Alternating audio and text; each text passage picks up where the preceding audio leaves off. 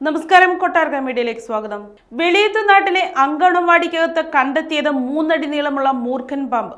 കുട്ടികളുടെ തലയ്ക്ക് മുകളിലായുള്ള അലമാരയിൽ പത്തി വിടർത്തി നിൽക്കുന്ന പാമ്പിൽ നിന്ന് അവരെ രക്ഷിച്ചത് അങ്കണവാടിയിലെ ജീവനക്കാരുടെ സമയോചിത ഇടപെടൽ.